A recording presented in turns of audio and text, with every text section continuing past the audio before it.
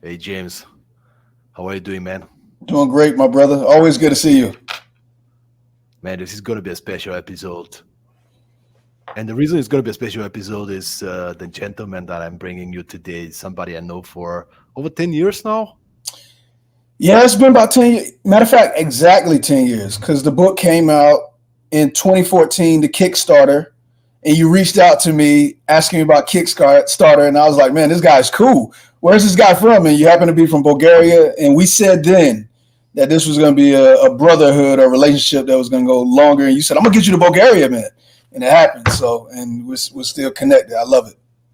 Yeah, I was working on a short film, a Kickstarter for a short film we are kind of raising, and I saw you in one of these Facebook groups, and you were immediately you saw my post, you made a positive comment, you supported my project. I was like, who's that guy, man? So I checked your project and I supported your project, Yeah, and then I yes. got a copy of your book, and we started hanging out online. Then you joined the mastermind group online. You Hmm. were kind of an external guest that delivered the speech for my mastermind group.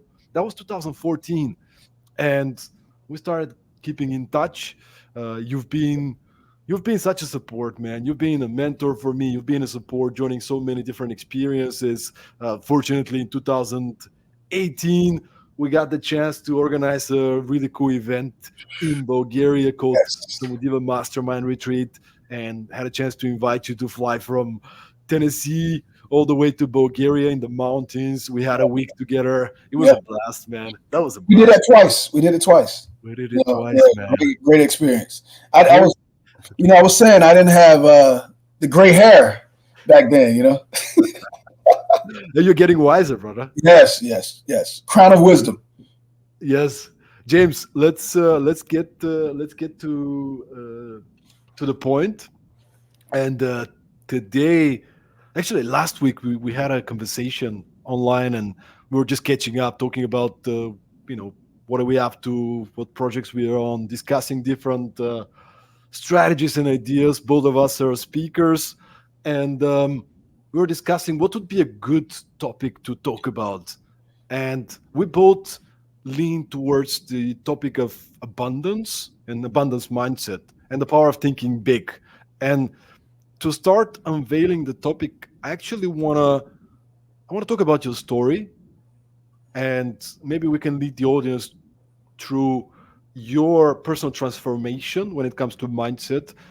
But tell us about the early years, growing up and your teenage years, and all the struggles that you had, and just give us a bit of an overview, the context.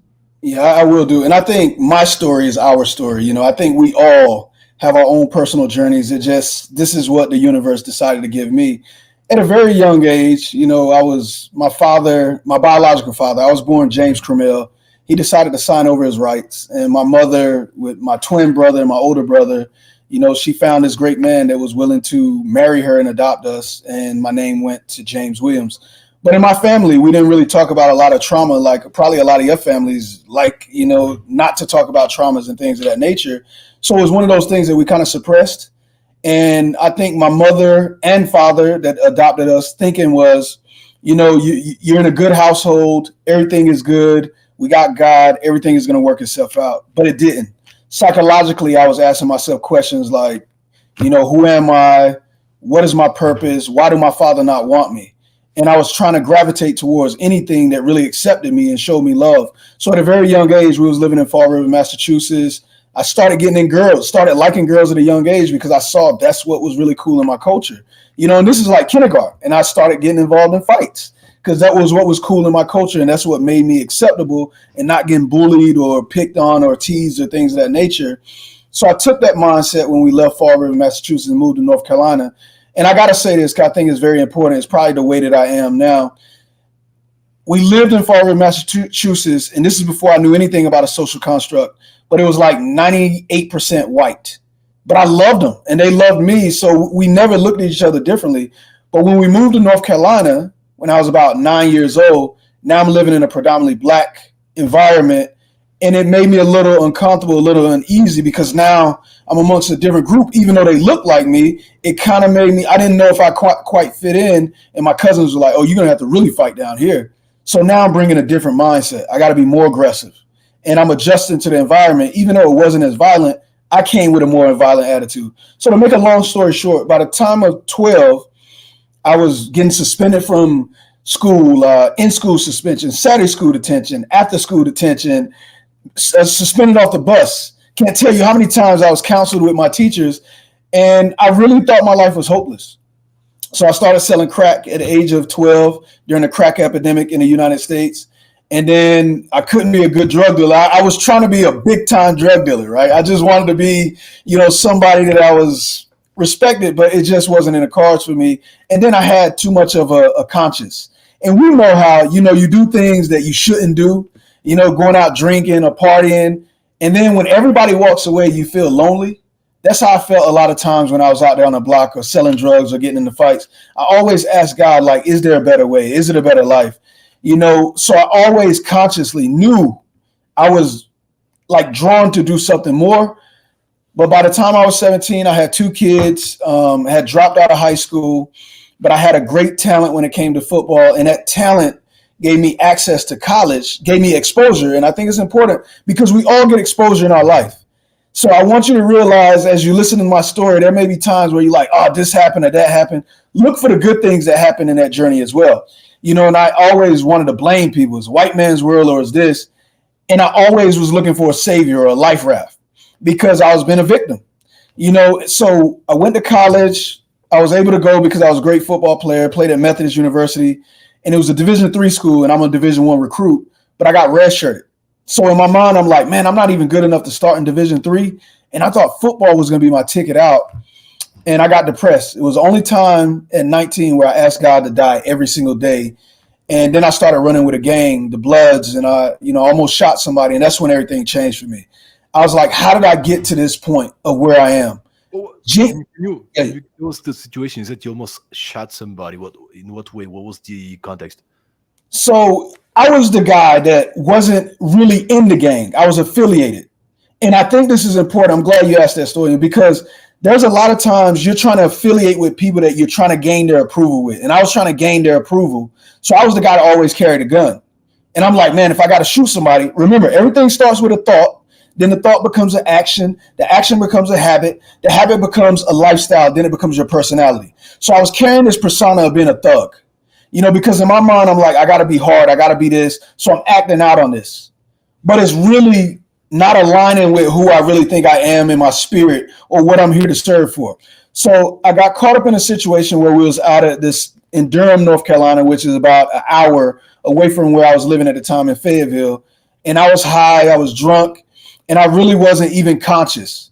So think about this. When you're unconscious, and a lot of times when we do things where we're like, I can't even believe I'm doing this. You're unconscious. You're not intentional about your actions. So I found myself in a situation where this guy was running up to our vehicle and my friend was like, shoot him.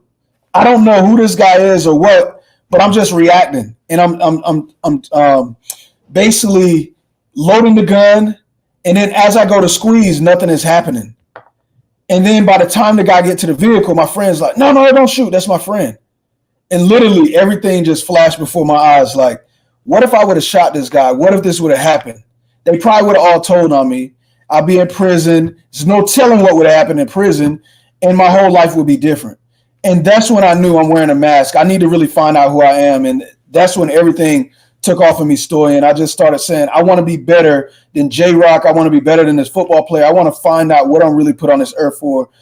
And then everything just took off for me, man. Acting, 6 college degrees, 2 doctorates, speaking all over the world. And really, more importantly, really understanding that I'm here to inspire and guide other people to live this limitless life that I feel like I have the opportunity to live, because even though I identify with Black and being a U.S. citizen, I don't believe in these social constructs. It limits us and it limits our thinking. When I'm able to go to Bulgaria and I don't see a lot of people that look like me, or China, and they just giving me love, it's our energies that's connecting. I'm trying to connect with souls. So that's what I really believe the transformation was. And, it just sort of took my life to a whole nother level. Love it, man. I love it. And one of your key phrases is unmask your true potential. Lead me through that. What does that mean to you? So, and I want everybody to really think about this, right? Because sometimes we're like, oh, potential, that means I'm not good where I'm at. No, you're great where you're at. But I have a lot of mantras where be better than your best. You can always get better, right? Be better than your best, never rest on your last success. So my thing is, what is your true potential? Like, what is your inherent truth? A lot of times we say, oh, I want to be, the CEO. Okay, but when you was a baby, that company may didn't even exist. So you mean to tell me that your job on this earth is to just work for other people? We're creators. I truly believe we're made in the image of God. So if God is a creator and he spoke things into existence, I'm trying to tell you to speak your life into existence. Like abracadabra, be the magic for your life, right? So when I'm saying check your life, I'm saying check the limitations that you set on yourself. If you're saying you want to be a CEO, the universe may be saying, I want you to start your own company. I want you to be an entrepreneur within your job. There's a lot of things that we could bring to this world. So unmask your true potential is like, stop living the lie or somebody else's identity. People look at me and they say I'm a professor or it's doctor this or that. No, those are titles. James is not even real. This is just an avatar. My spirit knows the truth. And my spirit knows that this is just a car, that I'm driving on this lived experience with me. It's not real. So I'm just trying to make sure that whatever skill set that I acquire on this earth, I'm using it to connect with other sentient beings and tap into their spirit. Because I want to know who is the person that's controlling Storian? Who is the person that's controlling anybody I'm interacting with? I want to connect with their spirit, not this image that I see with my eyes. Walk by faith, not by sight. So it's not all in what you see, is what you feel and what you know is real. So that's what it's really about, unmasking your true potential. Was that the first step for you, right? Like, let's get back to this moment. You almost shot somebody. You went home. You started reflecting. How was the process of change? I would imagine it wasn't, next day I'm a completely different person, right? It probably was a process, but was it shifting the story about who you are? Yeah, it was. I think most of us, right? Like we want to live in comfort. We don't like the discomfort of knowing, just keeping it real. And I'm not trying to use profanity. James, what do you see when you look at yourself in the mirror? Man, I'm a piece of shit. I'm a loser. And it's not because the world is telling me that. I know that what I'm doing, my personality that I created, does not align with who I believe that I truly am meant to be on this earth. So what are you going to do about it? Are you going to try to circumvent your hell? Are you going to try to, run from it? No, I want to run through it. I want to feel all of the fire. I want to feel all of the pain. Psychologically, physically, spiritually, I want to feel all of it. And I think you got to be willing to say, nah, man, I need to look around and say, it's me. There's nobody else stopping you or me from doing what it is that we're supposed to do. Unless you decide to allow the true enemy, which is the inner me, which is on the inside of you, telling you that you can't do it. It doesn't matter what anybody out there say. So I had to realize it's not about what the world is saying. My teacher that said I'll probably be in prison or be dead, she has no power over me.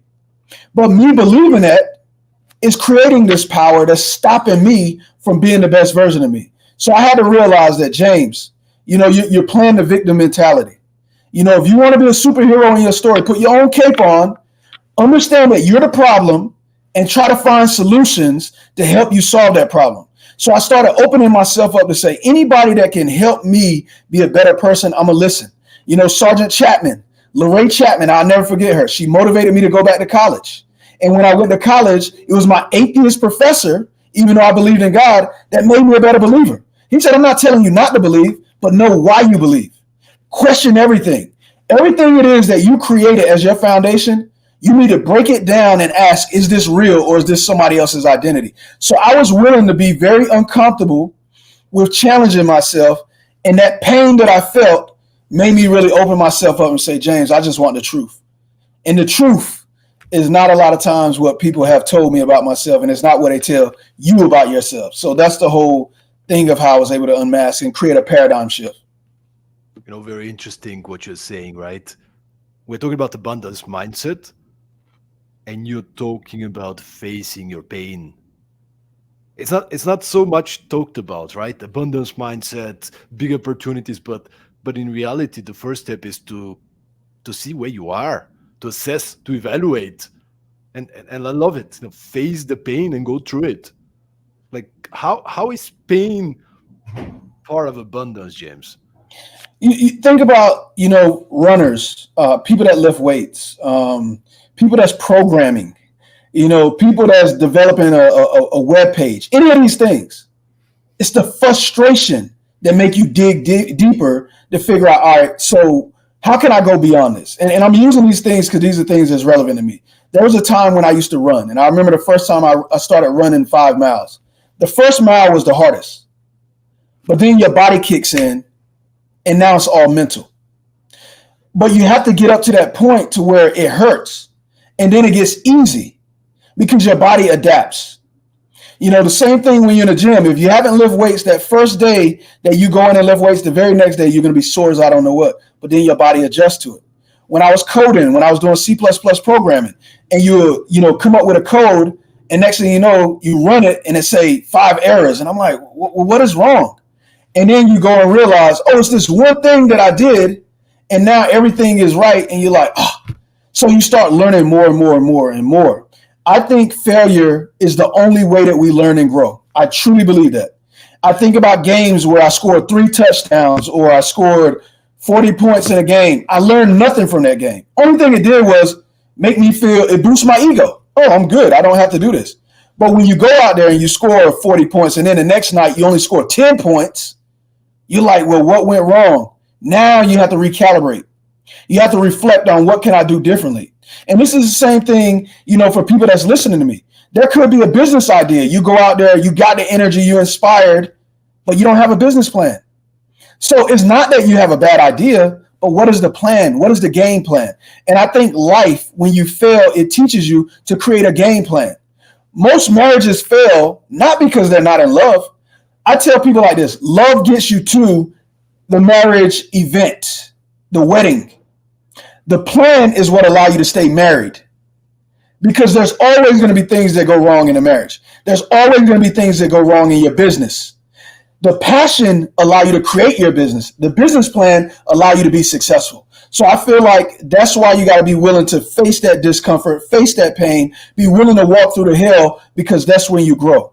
When you're able to say, all right, I'm doing some things wrong. I am doing some things wrong. What can I do to be better? Maybe I need to partner with somebody. Maybe I need to outsource. I think that's the big thing about the SWOT analysis that you learn in business.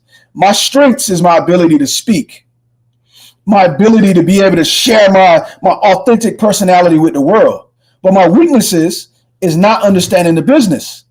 So once you understand the business, then you can hire people that can come in and work in those areas that you don't want to work in, and it creates great opportunity for you. But if you're not willing to do that, then it becomes threats. And all of those threats, they can sink your business. So that's why I believe that it's very, very important to be able to understand that failure is a must. Yeah, man, we got to keep it real. I mean, I don't know about you. 20 years ago, probably a little bit, 15 years maybe, when I started first getting into this world of, leadership, personal development, some of the books that I read, the first book that I read, they were overly positive, man. And I think they were telling the truth, but it was half the truth, right? Like, and sometimes the whole industry of personal development can give you, but also can take you, because it doesn't tell you the whole truth. Life is not perfect. Life is tough. Could be, right?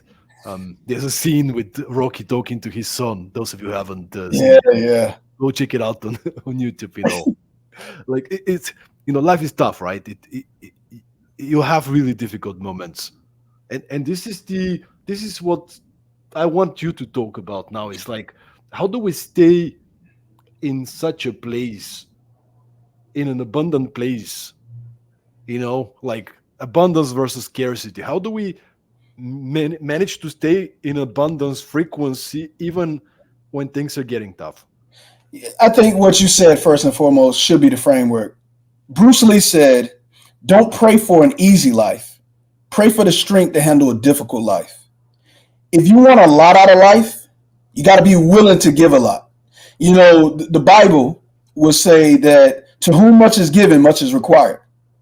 You know, you got to be willing to do a lot with a little before you're willing to get more. So I just think that that's first and foremost. And you're right about leadership. You know, I write articles on leadership, scholarly, peer-reviewed articles, and I like to tell people that a lot of it is bullshit, right?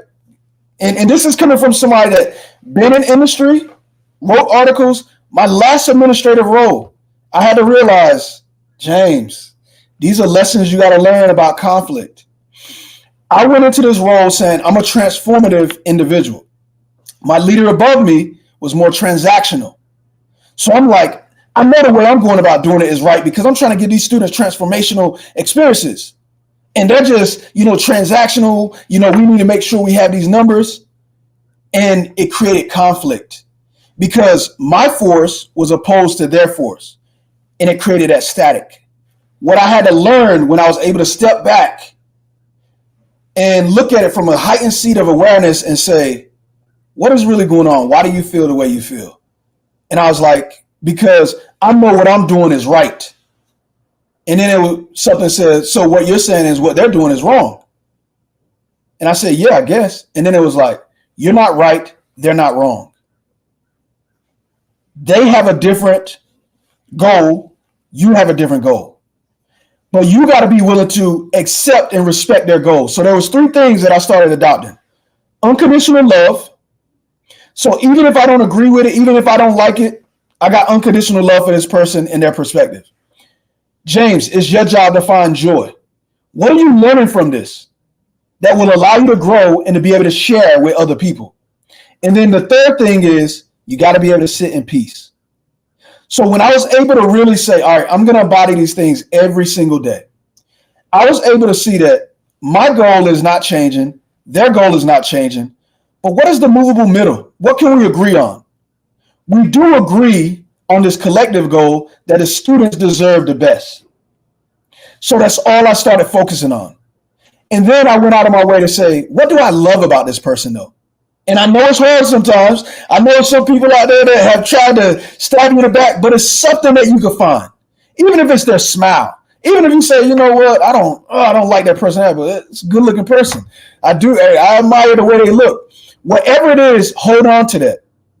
And then what happened is once you find that one thing, you'll find some other things. And then it accumulates, and then you start creating these memories. Because realize life is just an impression of ideas and opinions and thoughts that we create that creates our world. So I got to find a way to find something I like about that person, allow myself to be in joy, and allow myself to sit in peace.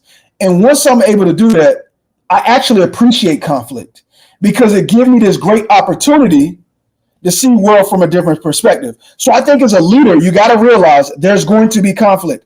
Everybody is not going to like you.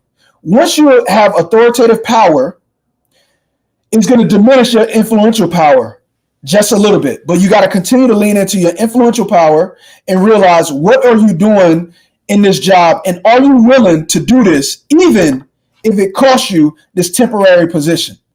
And once I was able to buy into those ideals, I was able to really, start doing my job with unconditional love, bring joy to every situation and encounter, and then just find peace. And then once you're able to master that, you're like, man, I'm grateful that I had to go through that hell. And that's why I say I think it's good for us to go through hell.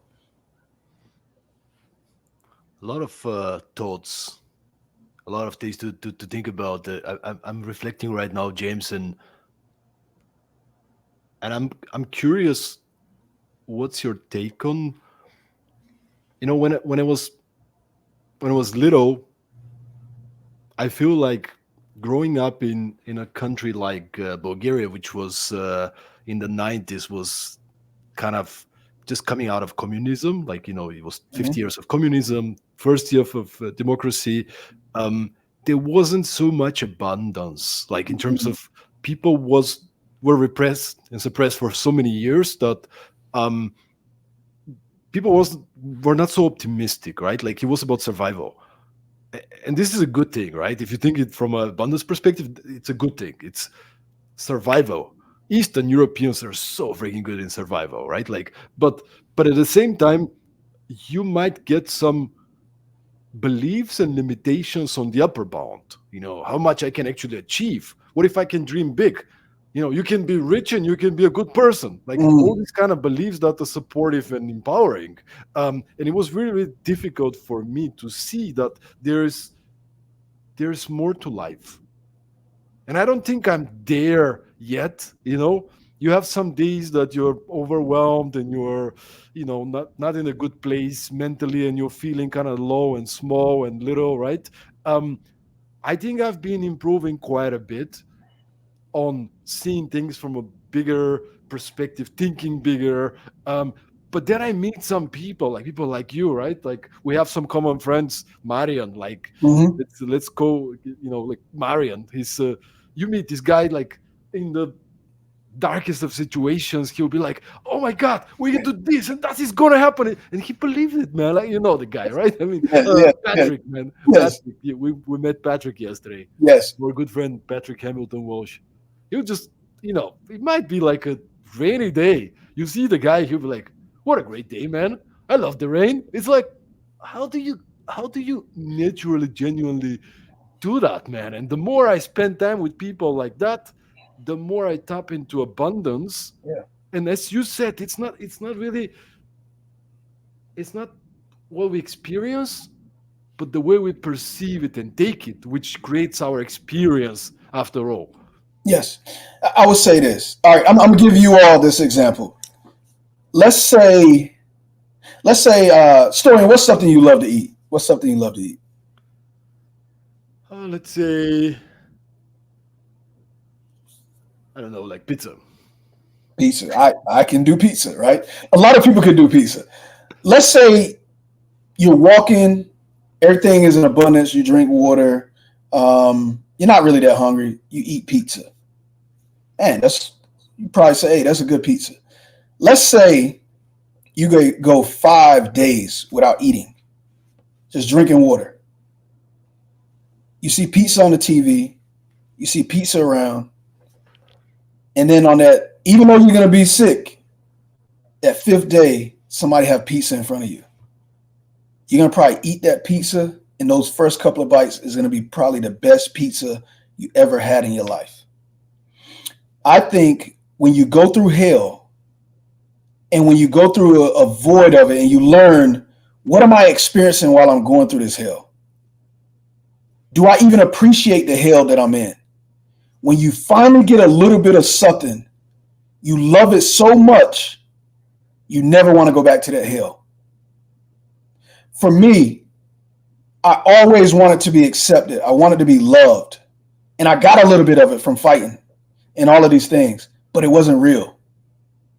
When I really got a taste of James, and this is relationships, I truly love you. People used to pick at me about my teeth. I got little Tic Tac teeth. I had a little nipple. You was meant to be a girl. All of these things, and I really felt very insecure.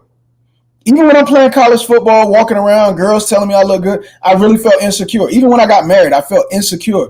Even when my body changed, in my 30s and I first had abs, I still felt insecure.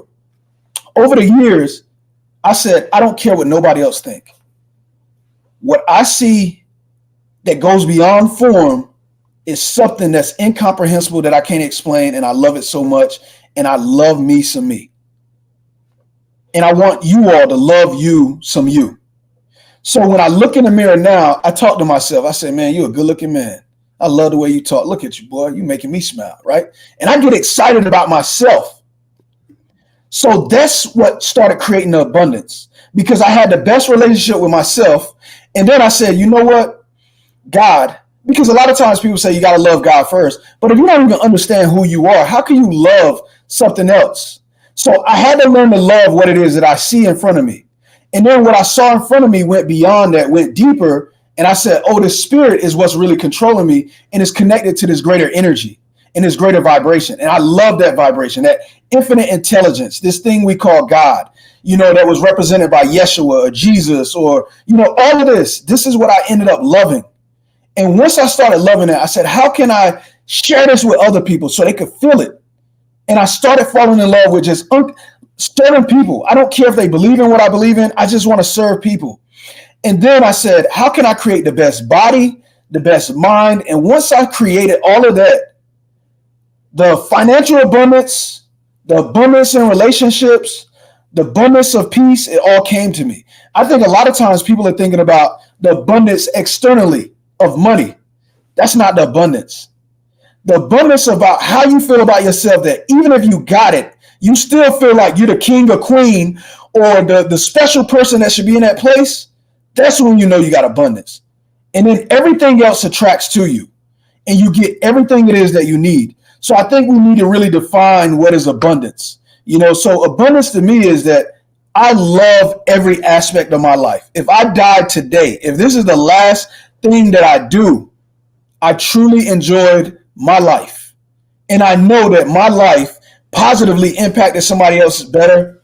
That's a legacy to me. That's abundance. Can everybody switch from, seeing what's not working, focusing a little bit on the the lack, if that's a natural, right? If that's some kind of a conditioning that the person is having, can everybody change and switch to a more higher frequency person? I would say this. The quick answer is yes. The real answer is not everybody will. And I believe majority of the people won't because they tell themselves they can't. So if you don't believe it, there's no way you can achieve it. There's just no way possible. And I would say this, one of the poorest countries I had the opportunity to go to, and I say opportunity because I learned a lot, was Havana, Cuba.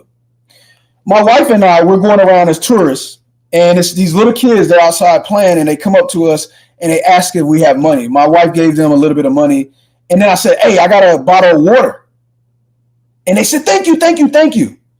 And I'm like, wow, like just the gratitude that I'm taking for granted that it's just a bottle of water. I give it to them. This kid takes the bottle of water, twists off the cap, don't drink it first, pours it in his friend's mouth, pours it in his other friend's mouth, pours it in the other friend's mouth, then pour it in theirs, then pour it back in the other friend's, and then do this until they completed the water.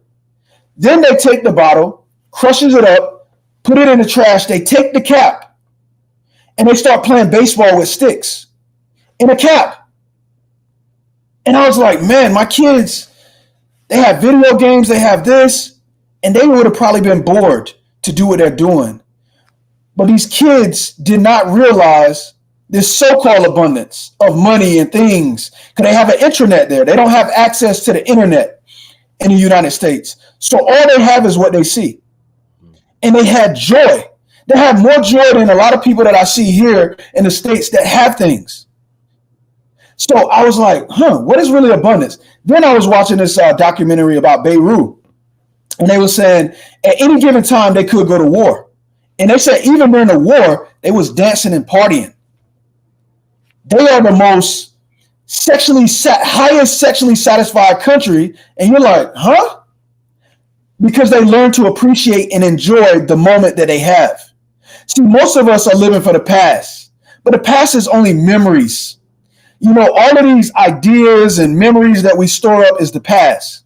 Or they're so far in the future with their imagination that they're not right here present. The only thing that exists right now, Storian, is you and I. This moment is not me speaking, later on in March or me building my business. This is the only thing that I have.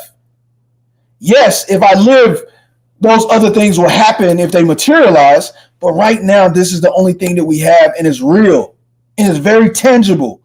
But a lot of us don't appreciate the moment, so we're never really able to open this gift and accept it. So I accept the gift that today could be the last day, and it's just as good as any other, like they said in the book of Alchemists. And I tell people today is a glorious day. And for 86,400 seconds, I will give my excellence and my best until I'm laid to rest. I'm abundantly blessed and never stressed. Be better than your best and never rest on your last success.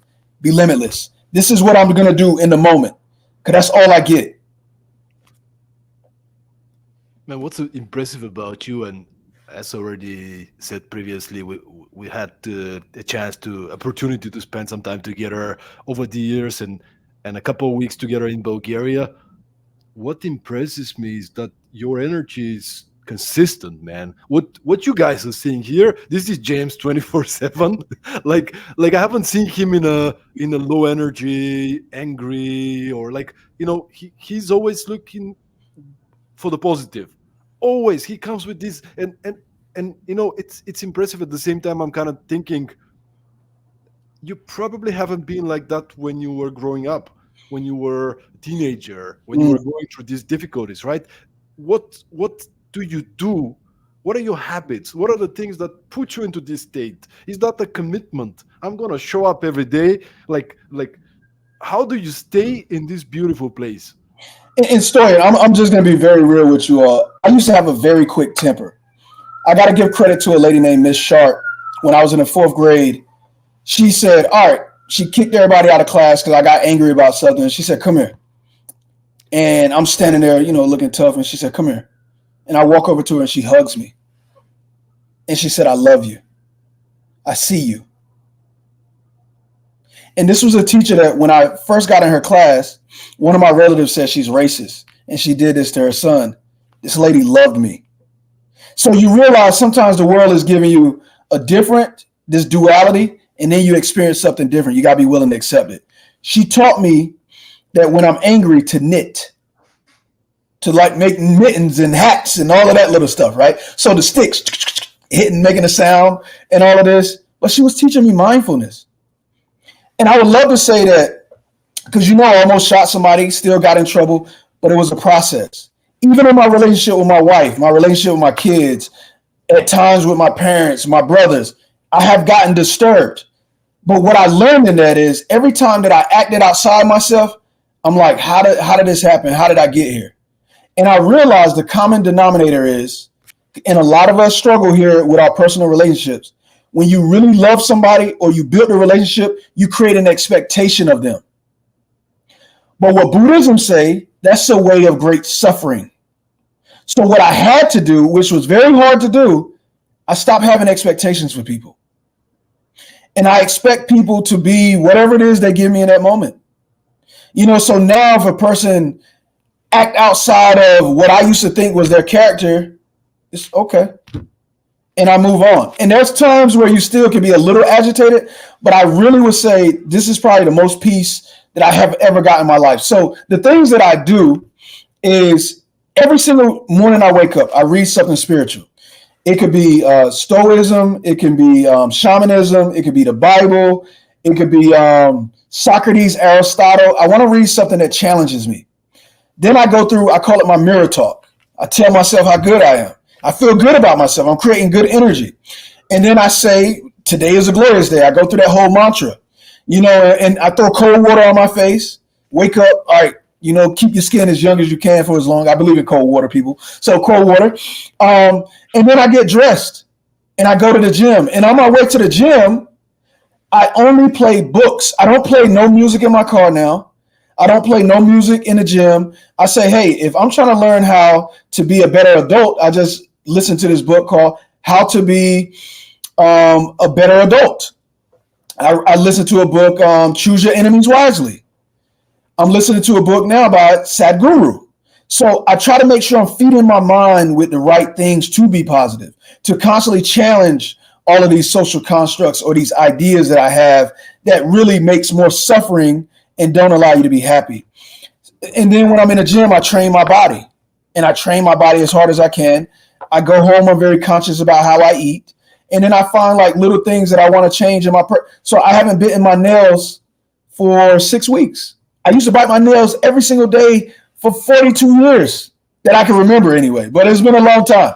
So I try to say, what is it something new that I could do that could challenge myself to be better?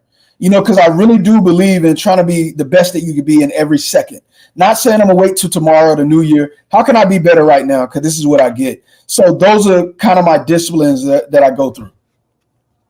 Yeah, and sometimes people, we think that it's about the big things. I gotta make some big transformation. From my experience, it's the little things that make a big difference consistently over time, right? Like I'm gonna go to bed on time.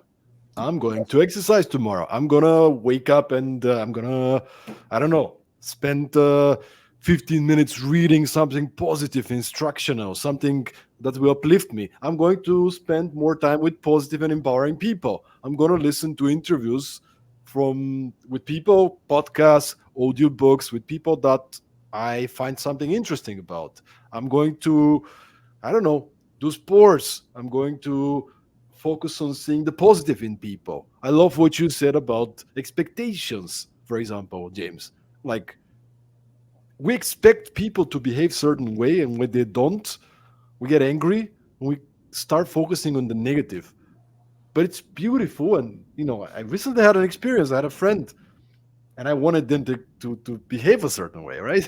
And it's like, you know they don't, they want. And then at some point, and again, I stopped traveling. I've been traveling a lot the past 3 months. So when you travel, you're not sleeping so well. Sometimes you get tired. Like, you're not in your best when you travel for quite some time, like with the intense schedules that I had, right? So it was the holidays. I cooled down a little bit, and beginning of January, back to the gym, back to meditations, Mhm. back to this positive spirit. And I was like, you know what? I'm going to appreciate this person. I'm going to focus on the good stuff about this person. I'm going to tell them the good stuff. Man, this person changed. No, this person did not change. But you know what I mean, right? Yeah. And look, They, I'm gonna they never changed. But because I started seeing the positive, nurturing the positive, more positive started to grow. I'm gonna tell you this, and this is hopefully for you all to be beneficial. There's people that I would never expect in my life to have done things, to try to do things to me. I want to be very careful with that. Nobody could do anything to you unless you allow it to happen. And you'll find yourself agitated, asking the question, why did they do this? That's not the question to ask. Once you understand your why, you don't need to know the why about anybody else. Now you need to ask two questions. What did I learn from this? How can I apply it to my life? Because there are people that literally I would have never in my wildest dreams thought they would do some of the things or say some of the things that they tried to say to try to destroy my character. But at the end of the day, I love them. Now, don't be foolish. That don't mean you have to have a relationship with them, because people show you their patterns. So I think it's good also to be able to be exposed to the truth, their truth. Because if they don't want to change and it's a negative energy around you, I don't care if it's your mom, your dad, your brother, your sister, your partner, if it continue to create negative energy that you allowed to stop you from being who you are, you got to find a way to disassociate, because you're put on this earth to be the best version of you and to give to other people. And there's going to be times like that story where no matter what you do, even if you're trying to be the most positive person and bring them the right energy, because you realize people are really, their anger and their animosity or whatever it is that they decide to exhibit, that's just a projection of how they feel about themselves. And I don't have a desire to be poisoned by that. To me, it's a nasty way to go about living my life. And I think it's a nasty way for you all to go about living your life. Love it, man. Nurturing all the positivity, like in any like kind of possible way, like with the right habits, the right people around you, the right environment. Love it, man. Look, the second part of the title of today's episode was about the power of thinking big, and I want to talk about it a little bit. And it's been a theme again, something that I had to learn, and I'm still learning. I'm still a student of thinking bigger. And let's just talk about that. There's some of these people, again, you meet them, and just by having a 5-minute conversation, they expand your vision about what's possible in any area of your life, right? And when you start aiming higher, you end up achieving a lot more and getting to a better place, achieving things, getting this business that you wanted. Like, it's just insane. And then you start asking yourself, why haven't I started earlier? you know. So talk to me about that. Look, I believe, and I love that story. And I believe if your goal is something that you can achieve, with your finite human abilities, the goal is too small.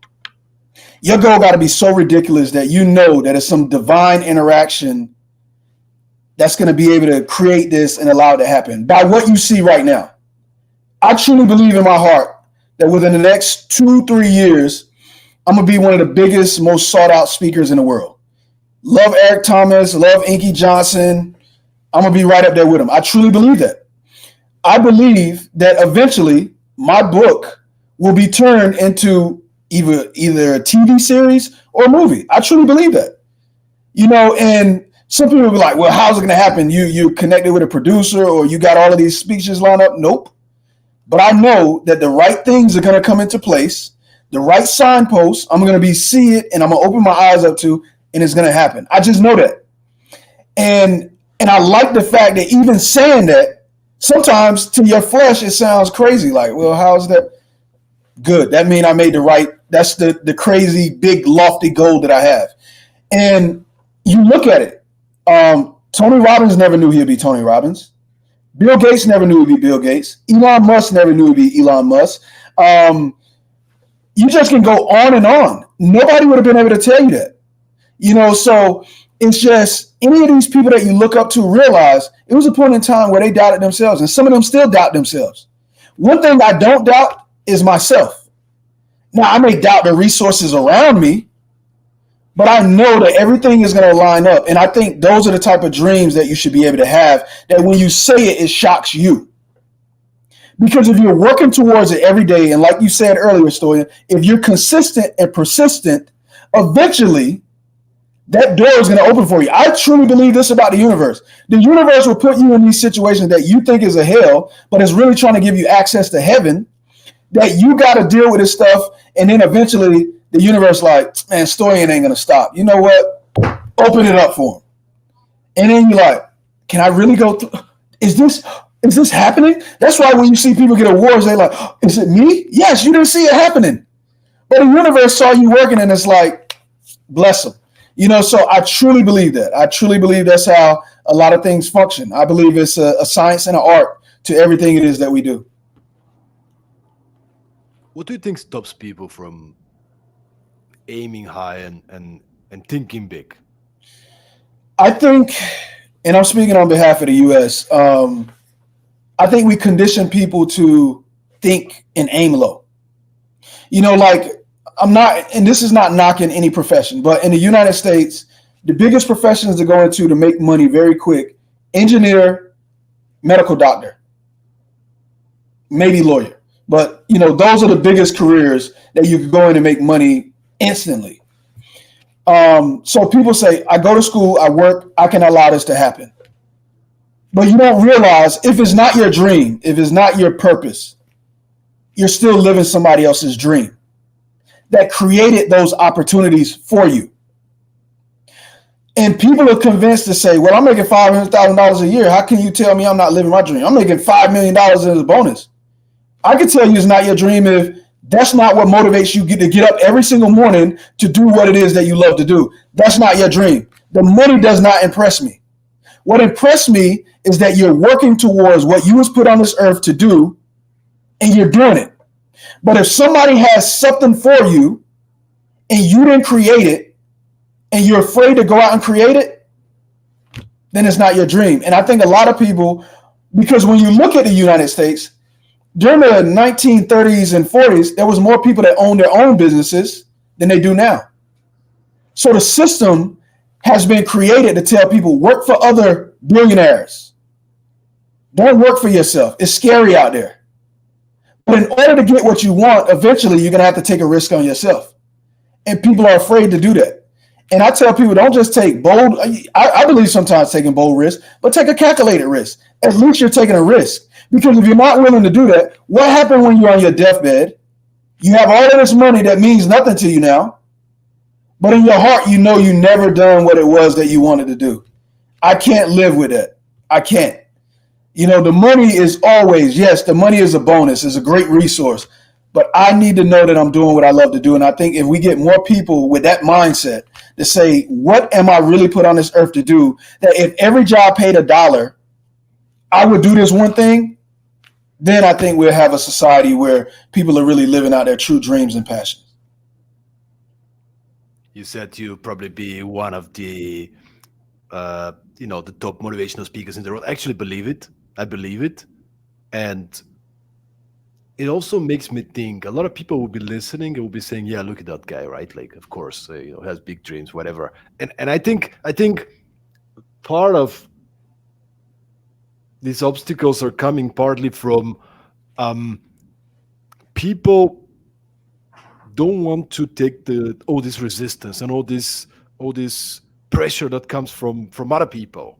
That looking at the process, at the journey, and you're like, look at this dreamer. Like, because it might take a month, it might take 2 years, it might take 5 years, and initially before you gain the traction, people look at you, they can laugh at you, they can, it's humiliating, right?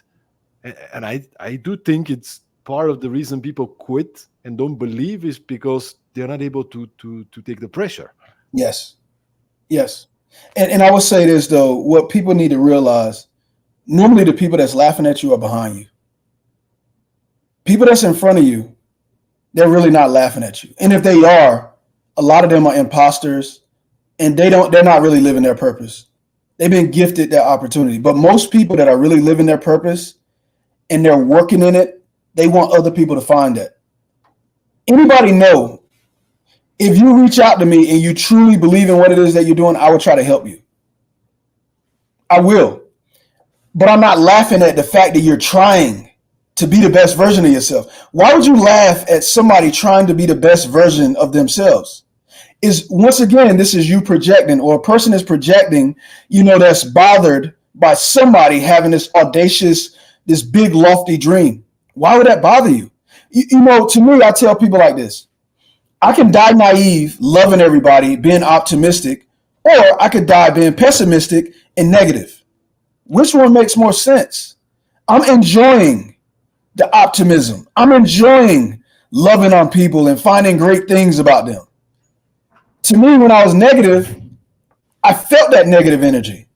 Like, it doesn't feel good. Why would you want to be in that place? And I do believe people live in it so long that they don't know how to get out of it.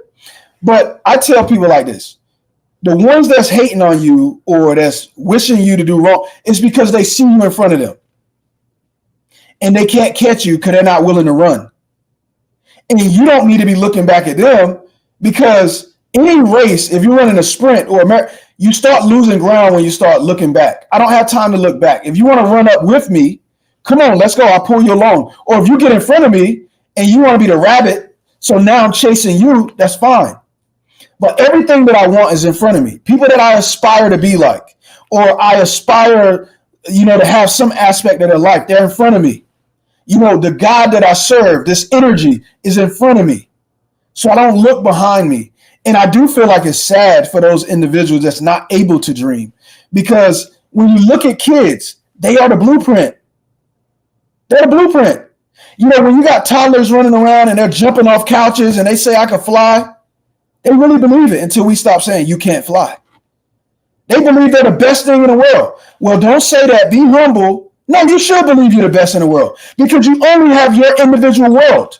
I'm not competing in your world. I am the best person in my world. I am the creator of my world. I am the king. I am the God of my world. And if you don't believe that, you're living somebody else's dream. You're living somebody else's world. And I think we can learn a lot from kids. And I think we can learn a lot from our elderly people that are getting close to no longer being here. Because they will tell you a lot of things that people live in the middle is bullshit. And most people are not living their dreams. I want to live out where I'm put on this earth, and I want everybody to live there. And I think that is the most important thing that I hope people can get from this talk. This Les Brown, this exceptional motivational speaker, used to say, when you go to the graveyard, what you're going to see and find there is all the dreams that were never chased, all the desires, all the goals that were never, and it's so sad. That's what he said, right? And I think I'll be curious to learn from you. What do you do to put on the I don't give an F kind of mindset? Because it could be difficult, Yeah. I work often with younger people, and they're so stressed because they look at their phone and then they go to Instagram, TikTok, and all these social medias, and they see people their age doing so many incredible things, and they have it all figured out, and they get so stressed and compare themselves, right? And everybody's looking for ways to look good. How do we break the chain and just live life fully? I would say this. I think knowledge and wisdom, and I say this about knowledge. I think knowledge is the key to open the door to wisdom. And let's start with kids on social media. If you don't understand SEO, you're never going to go viral. Just simple science behind it. So you don't have to think that you're not popular, you're not impressive, the world don't love you. Some people may understand SEO a little bit better than you. That could be part of it. It could be that's not your thing. Okay. So a little bit of that come with wisdom. But I will also say that, going back to the whole health situation, in my situation, when I know that I have dealt with things from my mother, my biological father, even issues in my marriage, issues with kids, issues with people that I respected on a job, and say, well, what is the worst thing that could happen? Let's say the worst thing that could happen is you lose all these people. Okay. You lose the memory of all these people. Yes, that hurts. But what are you going to do about the present moment? Are you going to let their memories die in vain? Are you going to let any issues that you allow those situations to cause you that create pain to not get something out of it? If you got to feel the pain, find something great to get out of it. Because I truly believe two things. Joy is on the opposite side of fear, and then joy and abundance is on the opposite side of pain. Once you realize you go through this pain and that's the worst that can happen, you're like, what? Oh, I felt it. Yeah, that hurt my heart. Yes. Oh, yeah, it's scary to lose that. But now I know what it's like to lose it. That's it. Because time, if you're constantly trying to move forward to be the best version, time heals all wounds. Yeah, every now and then, if you allow your mind to go there, you can get caught up into this narrative of what it was. But that's the past. It doesn't exist. It's not real. Don't get caught up in a state of paramnesia where you have a little bit of fantasy and reality. The reality is you're still alive. You're still here. What can you get out of this space and time? And if you focus on all the beautiful things that could come to you, and the story of Job is a beautiful one. Job lost his kids. He lost his health. He lost his wife. But when he got back into the space, he got all of that back in abundance. And some people will say, well, he didn't get his wife and kids back. Yeah, but he still got something even better. Because he got a new start and he got a new paradigm shift. He got a new perspective on life. So you can't focus on what you're losing. Focus on what you're gaining. Because if you're losing something, you best believe there's something good coming into your hands. And I'll share this story and then I'll let you go to the next question, or if we have time, story. But if I come up to a person and they got all of this stuff in their hand, they got Gucci, Louis Vuitton, all of this high-end stuff, and I'm like, hey, I'm trying to give you something. And they're like, I don't want to put this down, though. I can't lose it. And I'm like, I'm trying to give you something. And they're like, I'm sorry. And they walk off.